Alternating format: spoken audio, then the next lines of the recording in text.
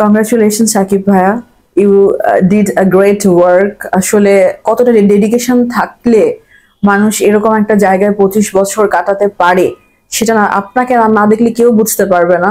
অন্তরের অন্তঃস্থল থেকে আপনার প্রতি শ্রদ্ধা, ভালোবাসা এবং দোয়া করি আপনি ভালো থাকেন, সুস্থ থাকেন, অনেক অনেক অনেক সিনেমা করেন। খুবই মানে খুবই প্রশংসনীয় ব্যাপার এটা। নিজেকে ভাঙতে কয়টা মানুষ পারে, নিজেকে গড়তে কয়টা মানুষ পারে, নিজেকে গড়ার জন্য যে নিজেকে ভাঙা দরকার এটা কয়টা মানুষ বুঝতে পারে। সুযোগ হয়তো আমাদের সবার কাছেই আসে, সুযোগটাকে কয়জন কাজে লাগাতে পারে, এটা অনেক বড় ব্যাপার যে সুযোগকে কাজে লাগানো, যেটা সাকিব ভাই করেছে। And definitely he is much more talented আমাদের সবার চাইতে। তার তার সমসাময়িক সবার চাইতে ট্যালেন্টেড না হলে ও জায়গায় কোনো অবস্থায় পৌঁছানো যেত না। সো ডেফিনেটলি এটা খুবই অ্যাপ্রিসিয়েট করার মতো একটা ব্যাপার। এটা তো আসলে ডিরেক্টর প্রডিউসারের ব্যাপার আছে, তাদেরও চাওয়ার ব্যাপার আছে।